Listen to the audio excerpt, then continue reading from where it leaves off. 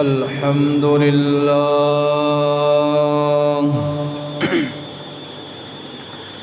الحمد لله الذي لم يزل عالما قديرا،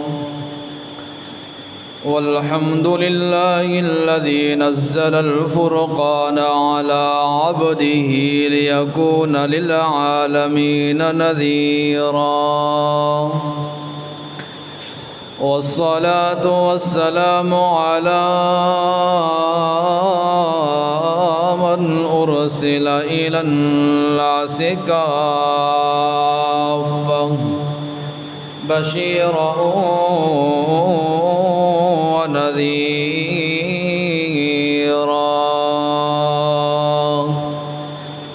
وعلى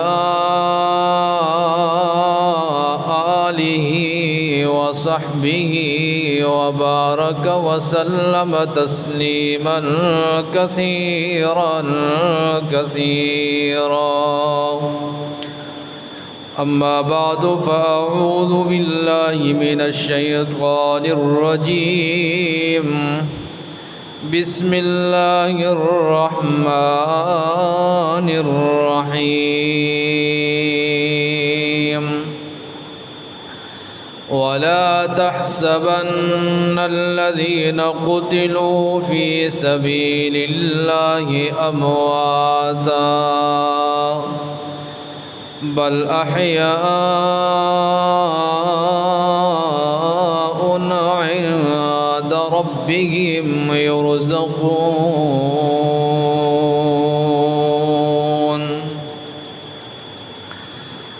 وقال النبي صلى الله تعالى عليه وسلم: الحسن والحسين سيدا شباب أهل الجنة، إن الله وملائكته يصلون على النبي، يا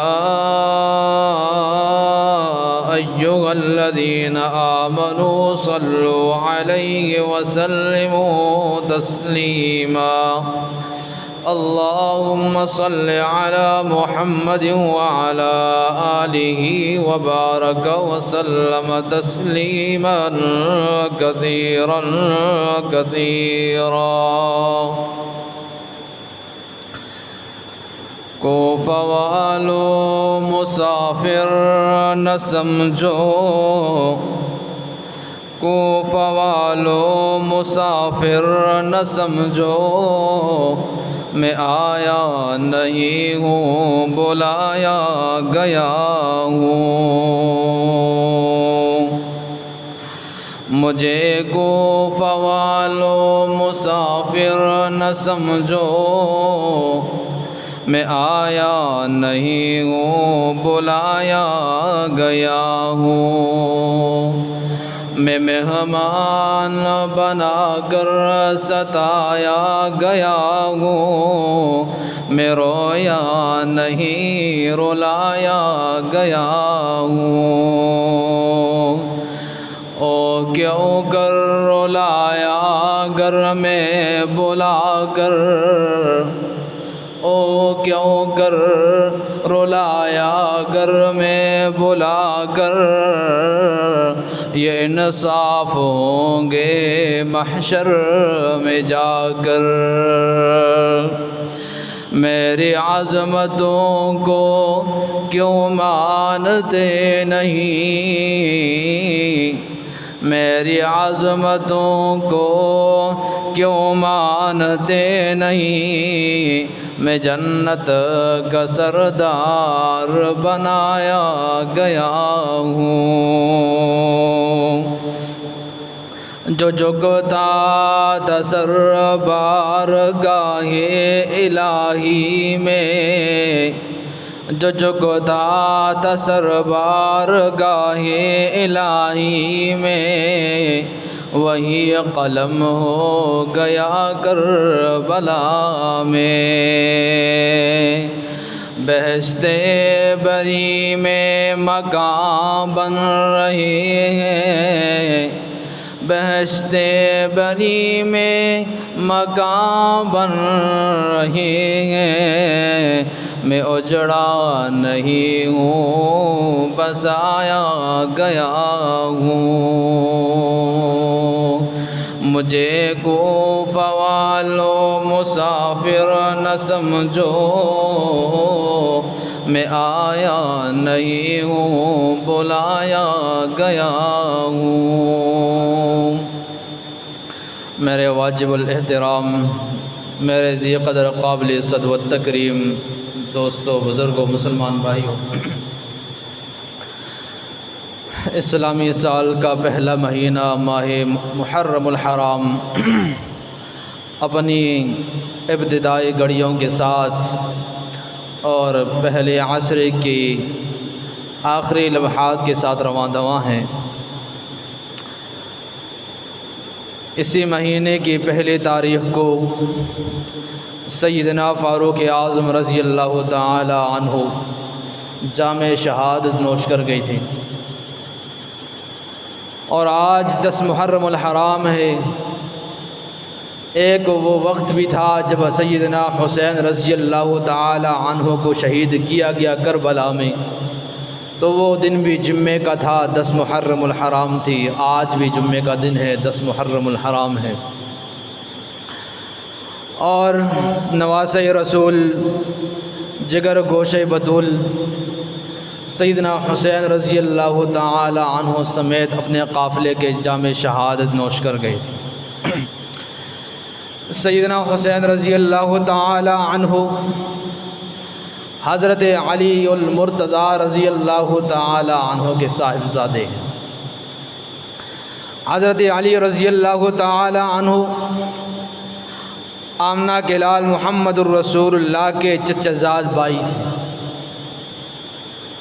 اور یہی وہ شخص ہیں کہ جب میرے اور آپ کے پاک پیغمبر نے نبوت کا اعلان کیا تو سب سے پہلے بیعت کرنے والا بچوں میں سیدنا علی المرتضیٰ رضی اللہ تعالی عنہ تھے۔ یہ وہ عظیم شخصیت ہیں کہ آمنہ کے لال نے فرمایا تھا انت اخی فی الدنیا والآخرہ، اے علی آپ دنیا اور آخرت میں میرے بھائی ہیں۔ مواخات کے موقع پر یہ ارشاد فرمایا تھا۔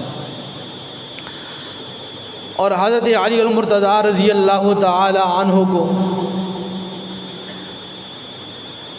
رمضان کے مہینے میں کوفہ کے مقام پہ ایک ملعون نے، عبد الرحمن بن ملجم جس کا نام تھا، حضرت علی المرتضیٰ رضی اللہ تعالی عنہ کو شہید کیا تھا۔ جب حضرت علی المرتضیٰ رضی اللہ تعالی عنہ اس جہان فانی سے رخصت ہو گئی تو چونکہ خلافت کا عہدہ سیدنا علی کے پاس تھا، تو باپ کے جانے کے بعد زمام اقتدار کو سنبھالنے والے حضرت حسن رضی اللہ تعالی عنہ، جو حضرت علی المرتضیٰ کے بڑے صاحبزادے، جب ان کی پیدائش ہوئی حضرت حسن رضی اللہ تعالی عنہ کی، آمنہ کے لال آئے، آگے فرمانے لگے او میرے بیٹی ارونی ابنی، مجھے میرا بیٹا تو بتلا دو۔ بیٹے کو سامنے کیا گیا۔ حضرت حسن رضی اللہ تعالی عنہ جو حضرت علی المرتضیٰ رضی اللہ تعالی عنہ کے بڑے صاحبزادے، سن 3 ہجری میں جن کی ولادت باسعادت ہوئی، آمنہ کے لال گھر میں پہنچے، بیٹے کو دیکھا، پوچھا نام کیا رکھا ہے؟ سیدنا علی بول پڑے نام تو میں نے ان کا حرب رکھا ہے۔ حرب کا معنی ہے جنگ، جنگجو، اور عرب کے اندر یہ مشہور تھا کہ وہ اپنے بیٹوں کا نام ایسا رکھا کرتے تھے کہ مد مقابل پہ روب پڑے، حزن، غم۔ جب نام لوگ سنتے تھے تو آئے نام ہی ایسا ہے تو بندہ کیسا ہوگا، تو حرب نام رکھا، حارب نہیں رکھا۔ ایک ہوتا ہے حارب جنگ کرنے والا، ایک ہوتا ہے حرب، یہ عربی اصطلاحات ہیں، اس میں حد درجے کا مبالغہ، بہت زیادہ جنگ کرنے والا جنگجو، جیسے ہم کہتے ہیں زید عادل، زید عادل کرنے والا ہے، لیکن جب ہم عادل کہیں گے تو اور زیادہ بہت زیادہ انصاف کرنے والا، تو حرب کا لفظ استعمال کیا۔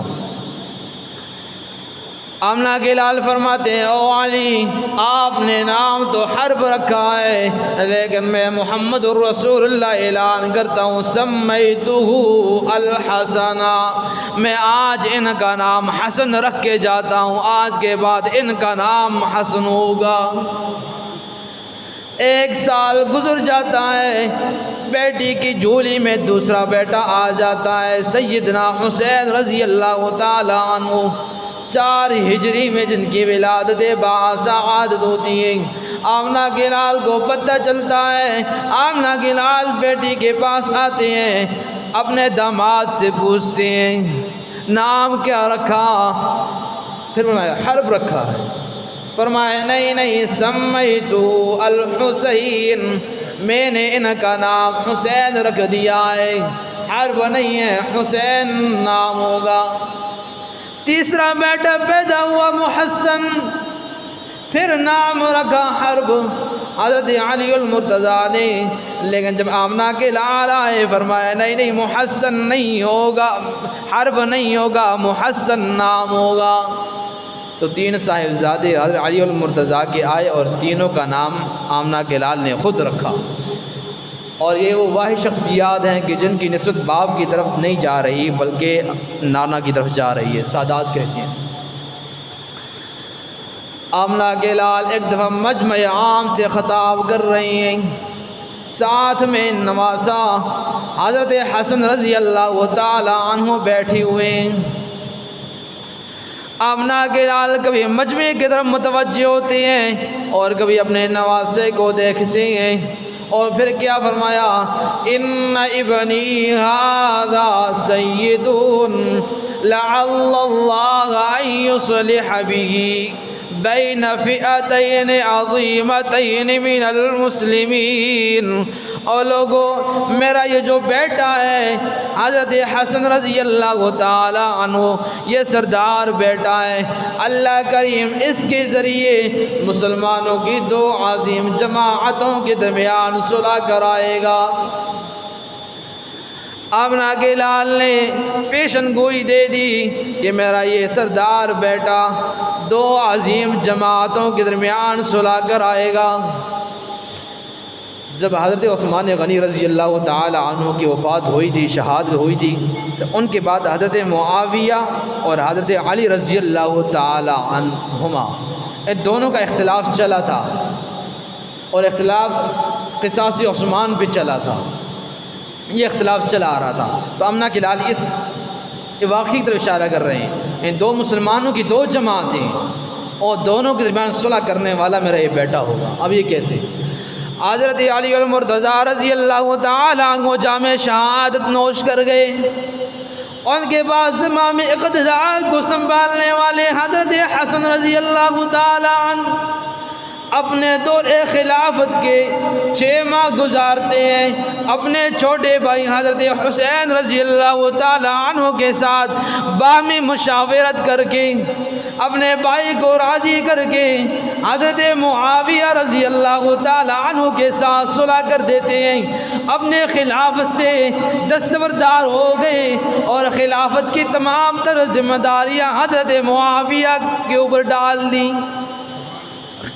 2 خلیفہ تھے، اختلاف چلا رہا تھا، لیکن حضرت حسن رضی اللہ تعالی عنہ نے اختلافات کو ختم کر کے باہمی مشاورت کے ساتھ اپنے خلافت کو بھی حضرت معاویہ کے سپرد کر دیا۔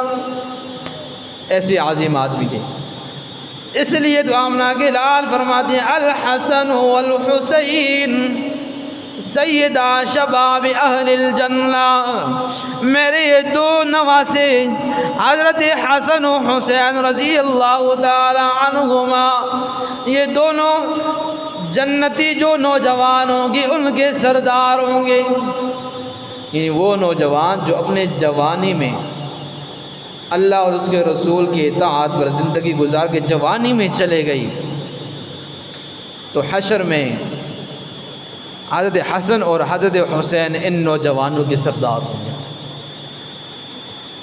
ایسی عظیم شخصیات تھیں۔ حضرت حسن رضی اللہ تعالی عنہ، آج چونکہ میں نے ترنم کو چھوڑنا ہے، ٹائم کی قلت کو مد نظر رکھتے ہوئے کربلا کی پوری تاریخ کو شارٹ کٹ میں نے کرنا ہے انشاءاللہ۔ تو حضرت حسن رضی اللہ تعالی عنہ تقریباً 49 یا 50 ہجری میں جام شہادت نوش کر گئی تھی اور ان کو زہر دے دیا گیا تھا، زہر کی وجہ سے یہ شہید ہوئے تھے۔ چھوٹے بھائی آتے ہیں، بھائی جان بتائیے آپ کو زہر کس نے دیا؟ آپ کا جنازہ بعد میں ہوگا، آپ کا قاتل پہلے ڈھونڈ لیا جائے گا اور قصاص لیا جائے گا۔ تاریخ میں مختلف روایت آتی ہیں، مختلف نام لیے جاتے ہیں، کوئی کس پہ ڈالتا ہے، کوئی کس پہ ڈالتا ہے، لیکن جو حقیقی قول ہے، مستند قول ہے کہ حضرت حسن رضی اللہ تعالی عنہ کا قاتل معلوم نہیں ہے۔ بھائی کو نہیں بتایا تھا کہ مجھے زہر کس نے دیا ہے۔ حضرت حسن رضی اللہ تعالی عنہ جب جام شہادت نوش کر گئی، اس کے بعد حضرت حسین رضی اللہ تعالی عنہ چونکہ اکیلے رہ گئے، اور حضرت معاویہ رضی اللہ تعالی عنہ کی وفات کے بعد دمشق میں ان کا بیٹا 34 سالہ یزید برسر اقتدار آ جاتا۔ حالانکہ حضرت معاویہ رضی اللہ تعالی عنہ کے ساتھ جو صلح ہوئی تھی وہ اس بات پر ہوئی تھی جب آپ دنیا سے چلے جائیں گے، آپ کی خلافت ختم ہو جائے گی تو یہ خلافت واپس حضرت حسن رضی اللہ تعالی عنہ کے پاس آئے گی۔ اگرچہ پھر یہ حضرت زندہ نہ رہے، پہلے ان کا وصال ہو گیا۔ اب یہ یزید اچھا آدمی نہیں تھا، کئی صحابہ کرام رضی اللہ تعالی عنہم اجمعین نے اس کی خلافت کا بیعت کا انکار کیا، جن میں عبداللہ ابن زبیر، عبداللہ ابن عمر، سیدنا حسین، عبداللہ ابن عباس، عبداللہ ابن جابر، کئی صحابہ، معتبر صحابہ کرام رضی اللہ تعالی عنہم اجمعین نے یزید کی خلافت کا انکار کیا، اور حضرت معاویہ رضی اللہ تعالی عنہ نے اپنے دور خلافت کے آخری ایام میں کوفہ میں حضرت نعمان بن بشیر رضی اللہ تعالی عنہ کو گورنر مقرر کیا، ادھر مدینہ المنورہ میں عتبہ بن ولید کو گورنر مقرر کیا، اور بصرہ میں عبید اللہ ابن زیاد کو گورنر مقرر کیا۔ جب حضرت معاویہ دنیا سے چلے گئے تو یزید نے انہی تینوں حضرات کو گورنر برقرار رکھا، اور اپنے خلافت کے لیے، اپنے والد گرامی کی وفات کی خبر دینے کے لیے بھی اور اپنی خلافت کی بیعت لینے کے لیے بھی قاصد روانہ کر دی۔ اور یہ بھی لکھا آتا ہے کہ حضرت معاویہ کا آزاد کردہ غلام زریق نامی غلام کو یزید مدینہ المنورہ بھیج دیتے ہیں عتبہ بن ولید کے پاس کہ آپ جائیے اور وہاں جا کر سیدنا حسین اور سیدنا عبداللہ ابن زبیر رضی اللہ تعالی عنہما ان دونوں حضرات سے بیعت لے لیجیے۔ جب یہ قاصد پہنچتا ہے، عتبہ بن ولید کے پاس پہنچ جاتا ہے، عتبہ بن ولید ان دونوں کو طلب کرتا ہے، عبداللہ ابن زبیر رضی اللہ تعالی عنہ کو طلب کر دیا جاتا ہے، اور بیعت کی بات کی جاتی ہے کہ یزید کے نام پہ میرے ہاتھ پہ بیعت کر لیجئے۔ عبداللہ ابن زبیر فرمانے لگے، رات کی تاریکی میں، تنہائی میں مجھ جیسا آدمی عبداللہ ابن زبیر یزید کے نام پہ بیعت نہیں کر سکتا۔ جب اعلان کر دیا، پیچھے سے حضرت حسین رضی اللہ تعالی عنہ یہ بھی آ گئے، اور یہ جو شخص تھا ولید بن عتبہ تھا، نرم مزاج آدمی تھا، حالات کو مد نظر رکھتے ہوئے رک گیا، لیکن رکنے کے ساتھ ہی کچھ آدمی ان کے لیے چھوڑ دیے، دیکھتے ہیں کرتے کیا ہے۔ تو عبداللہ ابن زبیر رضی اللہ تعالی عنہ راتوں رات مکہ پہنچ جاتے ہیں، آخری رات کے آخر حصے میں نکلتے ہیں، مکہ کی طرف کوچ کر جاتے ہیں، پیچھے حضرت حسین رضی اللہ تعالی عنہ رہ جاتے ہیں۔ کچھ ایام کے بعد حضرت حسین رضی اللہ تعالی عنہ بھی مکہ پہنچ جاتے ہیں، اور حضرت حسین رضی اللہ تعالی عنہ کو جو خطوط آ رہے تھے کوفہ سے، وہ یزید کی دور حکومت میں نہیں آئے بلکہ حضرت معاویہ کے دور حکومت ہی میں آنے لگ گئی تھی، لیکن حضرت حسین رضی اللہ تعالی عنہ نے توجہ نہیں دی۔ پھر آخر ایسا وقت بھی آیا کہ یزید نے سب سے پہلی سیاسی غلطی یہ کی کہ ان حضرات کو اپنی بیعت پہ مجبور کیا، اور یہ حضرات یزید کے نام پہ یزید کی بیعت کرنے والے نہیں تھے۔ اس کی وجہ یہ تھی کہ یزید نے جو خلافت کا عہدہ سنبھالا ہے یہ شورا کے مشورے کے ساتھ نہیں سنبھالا، بلکہ زور کے ساتھ، قوت کے ساتھ خلافت کو سنبھالا ہے، اس لیے ہم اس کی خلافت کو تسلیم نہیں کرتے۔ اگر تمام صحابہ کرام کے ساتھ مشورہ کیا جاتا، مشورے کے بعد یزید کو خلافت سونپ دی جاتی تو ہم بیعت کر لیں۔ اور عبداللہ ابن زبیر رضی اللہ تعالی عنہ حضرت حسین رضی اللہ تعالی عنہ کو کوفہ کی طرف جانے سے روک رہے ہیں کہ آپ یہیں پہ رکیے، اور عبداللہ ابن عمر رضی اللہ تعالی عنہما جو مدینہ المنورہ میں موجود ہیں، حضرت حسین رضی اللہ تعالی عنہ مدینہ المنورہ میں ان کے ساتھ بھی الوداعی ملاقات کرتے ہیں، اور یہ بھی روکتے ہیں کہ کوفہ نہ جانا۔ آپ کے والد کے ساتھ بھی کوفہ والوں نے افاع نہیں کیا تھا، وعدہ خلافی کی تھی، اس لیے آپ نہ جائیے۔ سیدنا حسین رضی اللہ تعالی عنہ چپ ہو گئے، سمجھ گئے تھے کہ یہ جائیں گے، فرمانے لگے او شہید آپ رکنے والے نہیں ہیں تو چلو میں آپ کو اللہ کے سپرد کر دیتا ہوں۔ پھر یہ حضرت مکہ پہنچ جاتے ہیں۔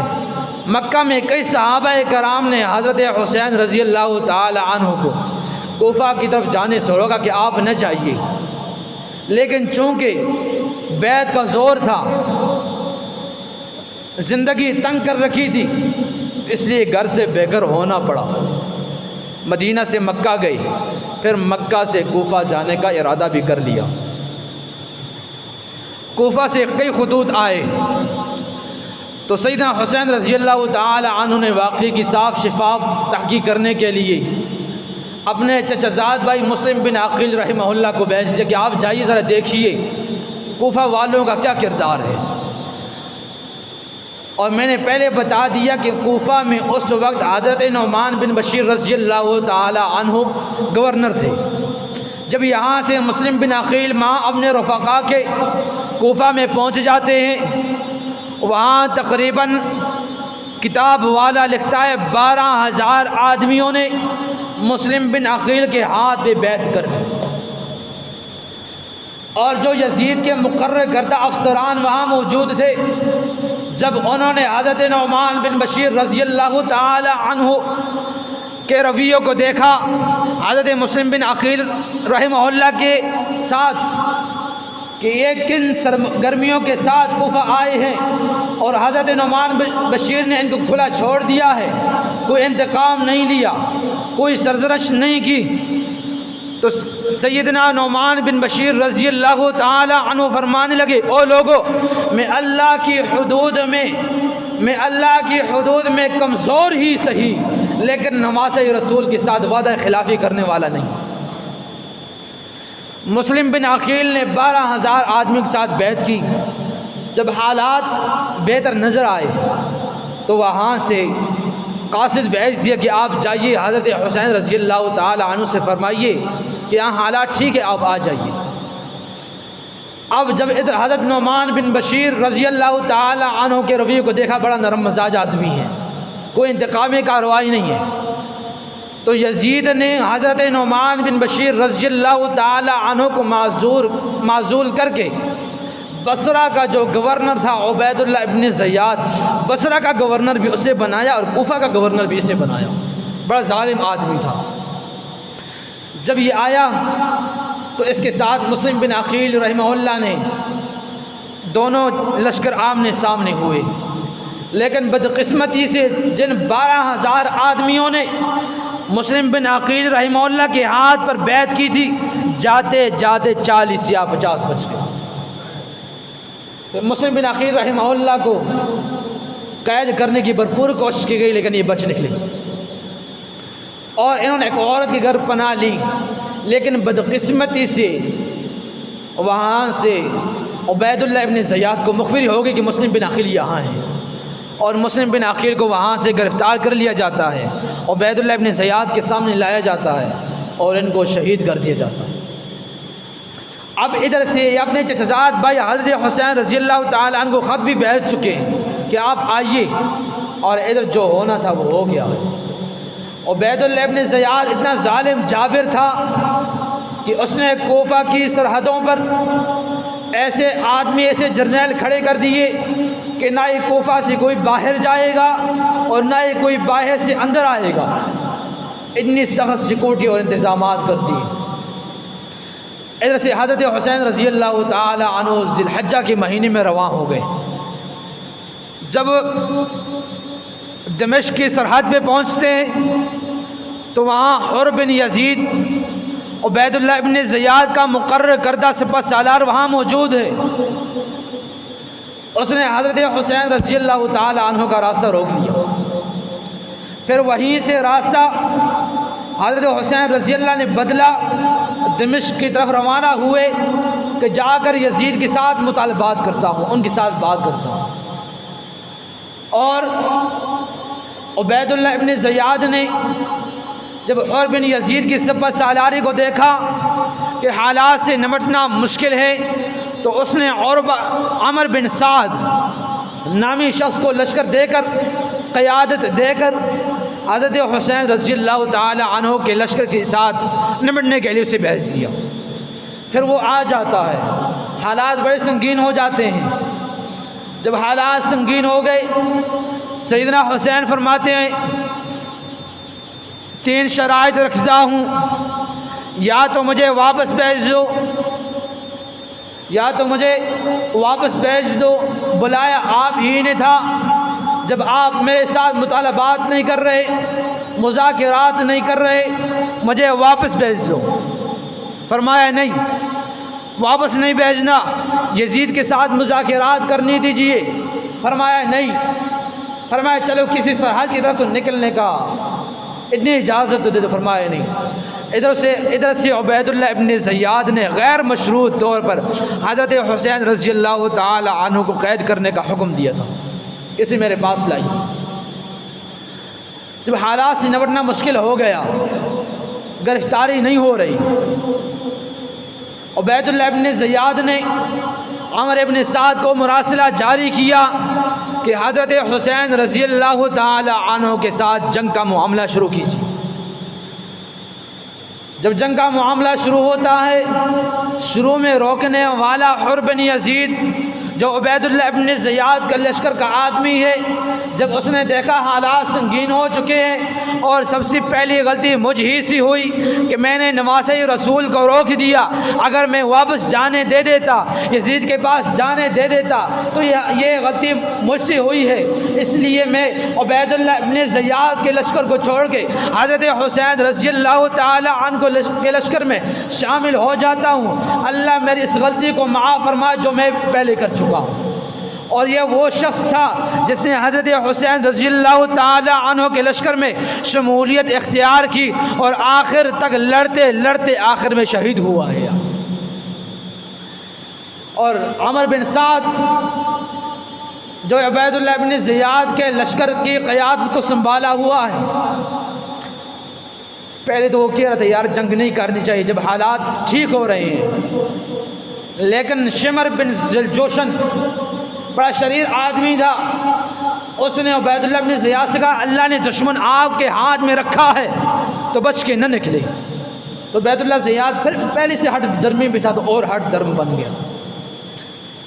تو عمر بن سعد کے ساتھ جب مذاکرات کامیاب نہ ہوئے تو حضرت حسین رضی اللہ تعالی عنہ جب اپنی صف کی طرف پلٹنے لگے تو تیر مارنے والے نے تیر مارا، یہاں شانے میں لگا، تو اس سے جنگ کا آغاز ہوا۔ اور حضرت حسین رضی اللہ تعالی عنہ کے لشکر میں ایک چھوٹا سا بچہ، بڑا خوبصورت بچہ تھا، عبید اللہ ابن زیاد کا جو لشکر تھا عمر ابن سعد کی قیادت میں، اسے ایک آدمی بولا ہے کہ چھوٹا بچہ ہے، میں ضرور اسے قتل کروں گا۔ لشکر والوں نے کہا یار بچے سے کیا لینا دینا، اور ادھر سے تیر آتا ہے، آ کے حضرت حسن رضی اللہ تعالی عنہ کے صاحبزادے عبداللہ کو لگتا ہے، آواز اٹھتی ہائے چچا، ادھر سے آواز اٹھی اور ادھر سے حضرت حسین نے لبیک کہا اور فوراً قاتل کی طرف لب کے پہلی تلوار پہ پہلے لمحے میں ان کا ہاتھ کاٹ دیا اور دوسرے لمحے میں اس قاتل کا سر جو ہے تن سے جدا کر دیا۔ ایسا تھا جنگ چلتے چلتے آخر میں حضرت حسین رضی اللہ تعالی عنہ کے تمام رفقا شہید ہو جاتے ہیں۔ آخر میں حضرت حسین رضی اللہ تعالی عنہ بھی جام شہادت نوش کر گئے، اور ان کا جو قاتل تھا، اللہ اکبر، اس دن میں اگر آپ تاریخ کا براق کھولیں اور اس واقعے کو پڑھیں تو یقیناً آنسوؤں سے جو کاغذات ہیں وہ تر ہو جاتے ہیں۔ میں تقریباً 3 دن قبل اس واقعے کو پڑھنے شروع ہوا، میں نے کہا کیونکہ تاریخی روایات ہیں مختلف لکھی ہوتی ہیں، تو اللہ کی اس رات کو میں 11 بجے بیٹھا، تقریباً 1 بجے تک لگا رہا، اور پھر آخر میں نے 12:30 بجے کتاب بند کر کے رکھ دی۔ یہ اتنی بھی ہمت نہیں تھی کہ میں اس واقعے کو آگے پہنچا کے لے جاتا۔ اور حضرت حسین رضی اللہ تعالی عنہ کا جو قاتل ہے وہ کیا کہتا ہے بڑے فخر کے ساتھ کہ او کر رکابی فضۃ و ذہبا، او عبید اللہ ابن زیاد، میں ہوں حضرت حسین کا قاتل، میری سواری کو سونے اور چاندی کے ساتھ بھر دے۔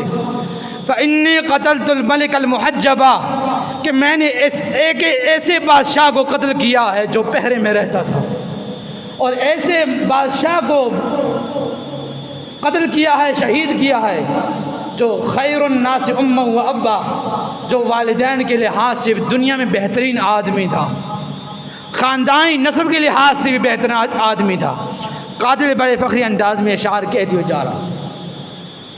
حضرت حسین رضی اللہ تعالیٰ عنہ شہید ہو جاتے ہیں، اور آج مد مقابل فریق بھی یہی کہتا ہے یا حسین یا حسین۔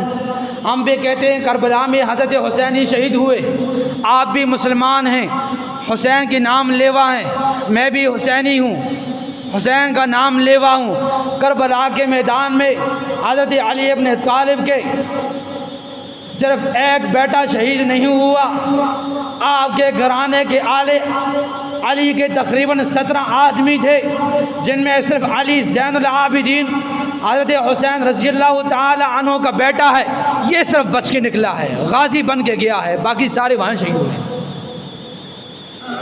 اور وہاں جنہوں نے ظلم کیا عبید اللہ ابن زیاد نے، وہ تو ظالم ہے ہی، شمر بن ذوالجوشن ظالم ہے ہی، یزید جس کی حکومت کے جس کے اقتدار میں حضرت حسین کو شہید کر دیا جاتا ہے، اور یہ پھر مسلم بن عقیل کی شہادت پہ عبید اللہ ابن زیاد کو شاباش دیتا ہے، حالات کو سنگین کرتا ہے، اور آخر میں حضرت حسین رضی اللہ تعالی عنہ کی شہادت کے بعد بھی شمر بن جوشن سے انتقام نہ لیا، عبید اللہ ابن زیاد سے انتقام نہ لیا، کوفہ والوں سے انتقام نہ لیا، اور جو خطوط گئے تھے وہ کربلا کے میدان ہی میں غائب کر دیے گئے۔ وہاں وہ سارے اگر مجرم ہیں تو وہ خطیب بھی مجرم ہے جو آپ کو صرف حضرت حسین کی شہادت بتاتا۔ حالانکہ میدان کربلا میں جعفر ابن علی، حضرت حسین بن علی، عبید اللہ ابن علی، عبداللہ ابن علی، عثمان ابن علی، ابو بکر ابن علی، عمر ابن علی، یہ تمام حضرات اگر شہید ہوئے ہیں تو کربلا کے میدان میں شہید ہوئے ہیں۔ اگر میدان کربلا میں ان شہداء کو آپ نہیں مانتے، گنتی میں شمار نہیں کرتے، تو میدان کربلا میں جو 72 شہداء ہوئے تھے اگر ان کو شمار نہ کیے جائے تو 72 شہداء نہیں۔ تو حضرت حسین کو تو یاد کیا جاتا ہے، لیکن جو ان کے بھائی تھے، جو ان کے بھتیجی تھے، قاسم، عبداللہ، علی اکبر، مسلم بن عقیل کے بھائی تھے، ان کو بلا دیا گیا ہے۔ افسوس اس بات پہ۔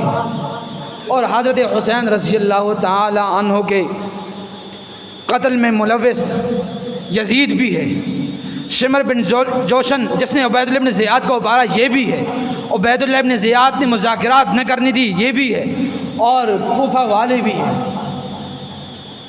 جب حضرت حسین رضی اللہ تعالیٰ عنہ شہید کر دیے گئے تو ان کا سر قلم کر کے جدا کر کے عبید اللہ ابن زیاد کے سامنے تشت پہ رکھ دیا جاتا. اور یہ اتنا ظالم آدمی ہے کہ یہ ان کے سر کو سامنے رکھتا ہے اور ہونٹوں پہ چھڑیوں کو رکھ دیتا ہے. وہاں معتبر آدمی موجود ہیں, حضرت انس بن مالک رضی اللہ تعالیٰ, وہ روکتے ہیں اور ظالم ان ہونٹوں میں محمد الرسول اللہ نے بوسہ دیا تھا اور آج تو ظلم کر رہا. تو حضرت حسین رضی اللہ تعالیٰ میدان کربلا میں پیاسے ہونے کی حالت میں جام شہادت نوش کر گئے. آج لوگ سبیلیں لگاتے ہیں, کل پرسوں سے لوگوں نے شروع کی. حالانکہ اگر پاکستان میں کئی علماء موجود ہیں, مسئلہ دریافت کیا جائے تو سبیل لگانا یہ اہل تشیع کا. اور آمنہ کے لال فرماتے ہیں من تشبہ بقوم فہو منہم, جو کوئی بھی جس قوم کی مشابہت اختیار کرے گا اسی کے ساتھ اس کا حشر ہوگا. سبیل لگانے والوں, آج 10 محرم الحرام ہے, کئی لوگوں کا روزہ ہے, جاتے ہوئے روڈوں پہ دیکھنا کسی کے پاس کولر رکھی ہوئے ہیں, کسی کے پاس جگ پکڑا ہوا ہے, بس کہتے سبیل جی ثواب دینا ہے.